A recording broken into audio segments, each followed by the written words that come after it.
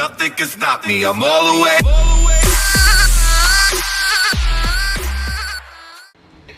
How's it going, guys? Public Safety Network here, doing another On the Job. If you guys haven't already, go ahead and subscribe to the channel, hit the icon bell. If you haven't already, like the video. Also follow me on other social medias, including Facebook and Instagram. So today we're going to be talking about a job that I actually know fairly well, and that would be campus police / campus security. Most universities, at least in the United States, have some form of security or police department. They range in size and job duties. Some use contract security services. Usually tend to see these in smaller universities, all the way up to large universities with fully sworn police departments, where the police officers are both on and off duty. And so we're going to talk a few different aspects. We're going to talk about kind of duties and responsibilities, possibly some perks to working in the university, and then how they tend to vary, maybe a little bit different from your standard police department. So campus police department, obviously their main job is to police the campus, provide security for the campus and the students.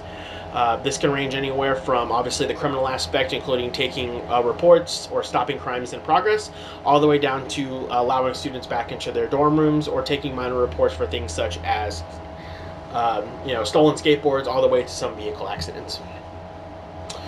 Campus police departments, again, vary in size, and a lot of them may have both a fully sworn police division and a security division.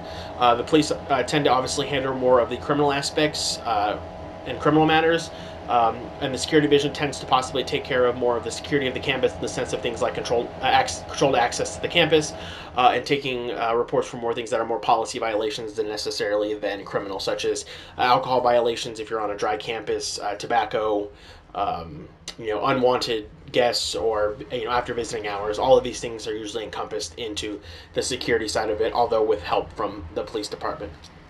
Police departments, obviously, the larger ones tend to be set up exactly like your other standard police departments. They have police officers, sergeants, lieutenants, all the way up to chiefs of police. Again, they handle crimes varying based on their size and capabilities. Obviously, some medium or smaller size universities, although they have a sworn police division, they may not have the capability to be able to run full-scale criminal investigations. So a lot of times those places will usually contract out with another agency, usually a municipal, county, or state agency, will handle any major crimes and criminal investigations that happen on the campus, including things like running evidence through a crime lab.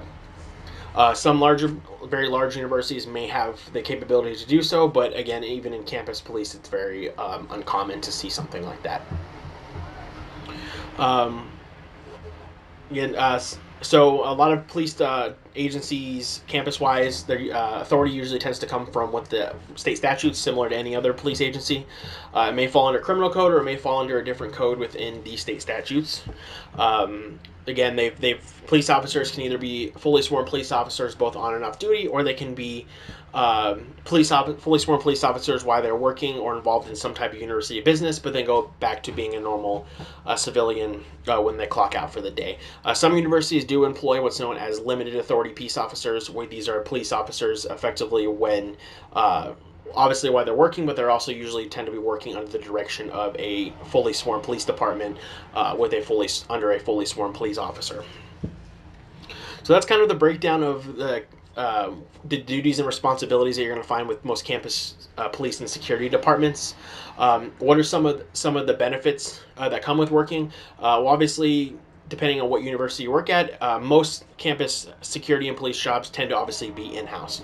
There are some smaller universities that tend to contract out their services with either national or local security firms, but a lot of them tend to work in-house, which comes with a lot of benefits. One obviously is tuition assistance. A lot of universities, any employee, regardless of what department they work in, tend to get some form of tuition assistance, whether it's a certain amount allotted per year, all the way up to receiving free tuition based on degree level. Obviously, being in-house and obviously working for some type of police department, the pay tends to be a little better than your standard security job. I've seen the national average anywhere from between $15 all the way up to $22, $23 an hour. So again, it's just going to depend on the size of your university, their funding, and obviously the location at which you live. And obviously the benefits. Universities tend to have better benefit system, including medical insurance, dental insurance, things like that. And as obviously a in-house employee, you tend to get those benefits as well, which again is all that is tend to be very uncommon in the security industry, especially when working contract. So that's why in-house jobs tend to be the better of the two, and why most campus police jobs tend to be on the better end of the pay and benefit scale. Another thing that a lot of people don't know is that universities tend to take on younger people to be police recruits. Um, since universities tend to have a hard time recruiting already sworn police officers, they usually tend to either look for retired police officers, or they look to take on police recruits themselves and take them into the police academy. So if you're a younger person looking to possibly get their start into law enforcement, and you may have problems getting on to agencies, especially if they're tend to be either smaller agencies that don't have very many spots, or larger agencies where they have hundreds or thousands of applicants, you may want to look at starting out at a university police department, because a lot of times you can get your certification, and you can also get in your whatever you need in order to receive full authority status, depending on how long probation period is and things like that. So if that's something you're looking into, again, I would look at universities. And most major universities tend to have a fully sworn police division, and a lot of them actually do take on police recruits as well to send through the academy. And the last part we're going to talk about is a little bit of the difference in campus policing and security versus your standard policing for maybe a city, county, or state. And that is the fact that your focus is much different. While police officers are on the streets, are out there looking for criminal activity, they're looking to apprehend criminals, order maintenance, things like that. Campus police and security tend to more focus on the safety and security of the students. We're there here to serve them, in a sense of we're here for their protection, and we're here to pretty much make them feel as safe, as comfortable as possible, so that they'll continue to come back to the school. No student's going to want to come back here where the crime rate's through the roof, and campus police and security don't tend to do anything about it. Obviously, some things are out of their control, but you want to do your best to make sure that they feel comfortable and they feel safe coming back to the university, because without them, we tend to not have jobs.